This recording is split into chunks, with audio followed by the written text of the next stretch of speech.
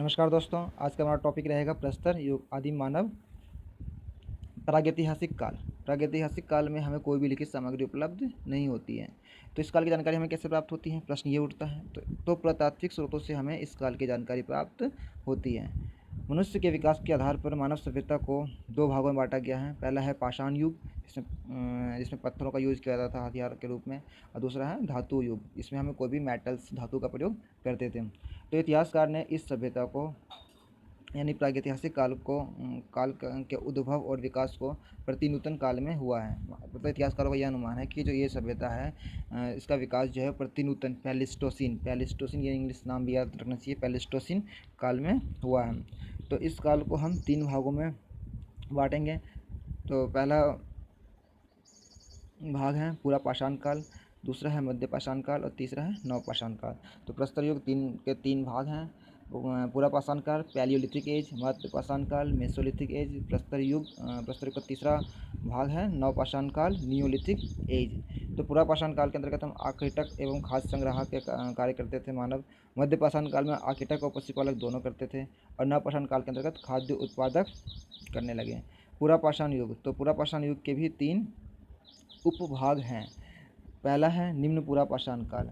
तो निम्न पूरा पाषाण काल जो है वो 5 लाख ईसा पूर्व से 50,000 ईसा पूर्व तक था। तो ये डेट लगभग हमें याद रखनी है कि निम्न पूरा पाषाण काल 5 लाख ईसा पूर्व से 50,000 ईसा पूर्व के बीच का काल है। तो इस काल की महत्वपूर्ण बातें, जैसे कि इस काल में अर्थात निम्न पूरा पाषाण काल में मानव जीवन स्थिर था, अग्नि का आविष्कार हुआ था, और निम्न पूरा पाषाण काल में ही मानव समूहों में शिकार कर अपना भोजन संग्रह करता था। तो निम्न पूरा पाषाण काल के मुख्य औजारें कुल्हाड़ी, हस्तकुठार, विदारिणी और खंडक थी। हस्तकुठार को इंग्लिश में हैंड एक्स कहा जाता है, विदारिणी इंग्लिश में क्लीवर कहा जाता है, खंडक इंग्लिश में चॉपर कहा जाता है। प्रमुख स्थल निम्न पूरा पाषाण काल के प्रमुख स्थल कौन कौन से हैं? तो कश्मीर, दूसरा है थार जो कि राजस्थान में है, बेलन घाटी मिर्ज़ापुर में उत्तर प्रदेश में, भीमबेटका की गुफाएं मध्य प्रदेश में है, सोहन नदी घाटी पंजाब में है। ये सभी निम्न पूरा पाषाण काल की प्रमुख स्थल हैं।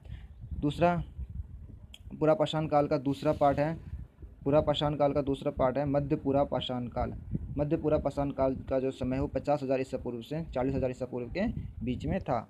तो मध्य पूरा पाषाण काल का समय क्या था? 50,000 ईसा पूर्व से 40,000 ईसा पूर्व के बीच में। इस समय अग्नि का प्रयोग व्यापक पैमाने पर किया गया। तो अग्नि का प्रयोग कब किया गया था? मध्य पूरा पाषाण काल में। इस काल को हम फ्लक संस्कृति भी कहते हैं, फ्लैग कल्चर। तो मध्य पूरा पाषाण काल को हम क्या कहते हैं? फ्लक संस्कृति। इस काल में पत्थर के गोले से वस्तुओं का निर्माण होता था, जिसे हम बाटी कास्ट में उद्योग के भी नाम से जानते थे। मध्य पूरा पाषाण काल के प्रमुख औजार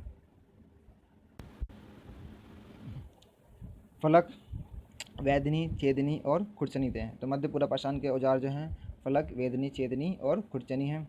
मध्य पूरा पाषाण के प्रमुख स्थल, तो मध्य पूरा पाषाण काल के प्रमुख स्थल में हैं मिर्ज़ापुर उत्तर प्रदेश, नेवासा महाराष्ट्र, उड़ीसा इत्यादि। ये सब मध्य पूरा पाषाण काल के प्रमुख स्थल हैं।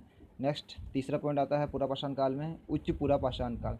तो उच्च पूरा पाषाण काल का जो समय है वो 40,000 ईसा पूर्व से 10,000 ईसा पूर्व के बीच में था। इस काल के 2 प्रमुख विशेषताएं थी, नए चकमक उद्योग, और दूसरा है आधुनिक मानव यानी होमोसेपियंस का उदय। तो होमोसेपियंस का उदय का हुआ था उच्च पूरा पाषाण काल में।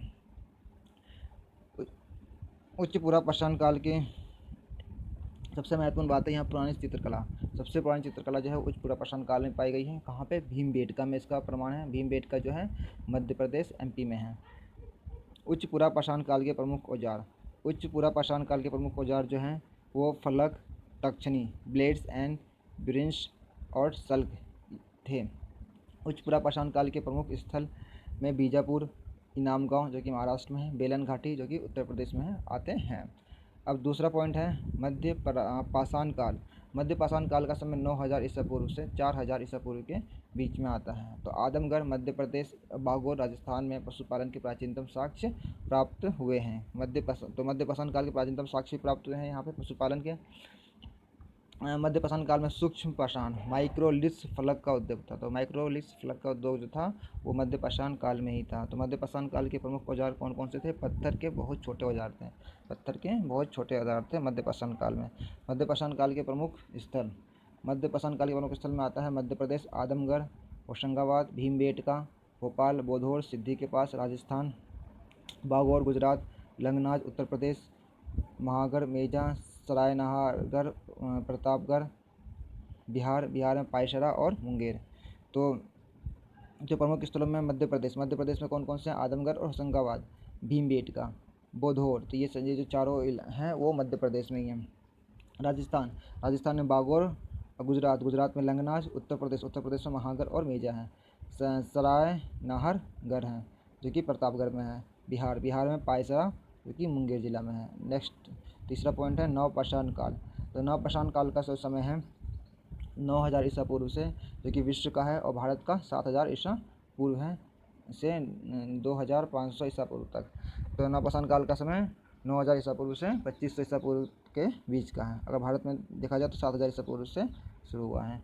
नवपाषाण काल में ही मानव ने खेती करना प्रारंभ किया था।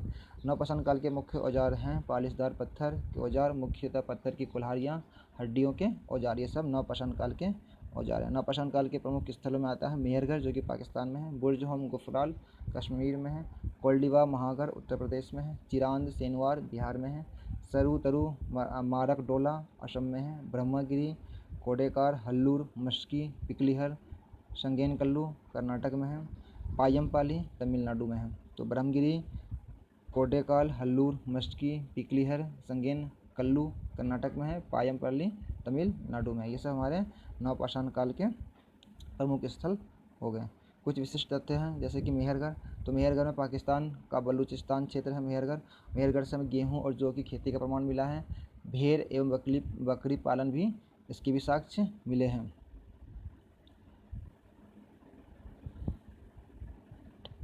कोल्डिवा जो है वो इलाहाबाद उत्तर प्रदेश में है। कोल्डिवा यहाँ से जो है विश्व में चावल उत्पादन का प्राचीनतम साक्ष्य मिला है लगभग 6000 ईसा पूर्व से। तो इलाहाबाद में ही सर्वप्रथम चावल का साक्ष्य मिला है जो कि कोल्डिवा में है। बुर्ज वृक्ष का स्थान कश्मीर में है। यहाँ से गर्तावास यानी गड्ढा घर मिला है। हड्डी के औजार मिले हैं और सूक्ष्म पाषाण का पूर्ण अभाव था यहाँ पर कब्र में मालिकों के शवों के साथ उनके पालतू कुत्तों को भी दफनाया जाता था। गुफराल, तो गुफराल यानी कुम्हार की गुहा, यहाँ पे कश्मीर में यहाँ के लोग पशुपालन और कृषि दोनों करते थे। कहाँ के लोग? गुफराल के लोग पशुपालन और कृषि दोनों करते थे। अब है चिरांद जो है सारण जिले में बिहार में है। यहाँ पे भी हड्डियों का औजार प्राप्त हुआ है। चिरांद से भी हड्डियों का औजार प्राप्त हुआ है। विशेषतः हिरण के सींगों से बने उपकरण। तो हिरण के सींगों से बने उपकरण कहाँ प्राप्त हुए हैं? चिरांद से। सर्वप्रथम इसी काल में अर्थात नवपाषाण काल में ही कुत्ते को पालतू बनाया गया था। कुत्ते को पालतू बनाने का काम नवपाषाण काल में ही हुआ था। कुंभकारी, तो कुंभकारी सबसे पहले इसी काल में अर्थात नवपाषाण काल में ही मिलती है, जिसमें बर्तनों में पालिशदार काला मृत भांड, धूसर मृत भांड, चटाई के छाप वाले मृत भांड प्रमुख हैं। पिकली हल जो है कर्नाटक में है। पिकली हल यहाँ के निवासी पशुपालक थे। राख के ढेर, यहाँ पर राख के ढेर और निवास स्थान दोनों ही मिले हैं। तो आज के लिए हमारा टॉपिक यहीं तक रहता है। देखने के लिए धन्यवाद।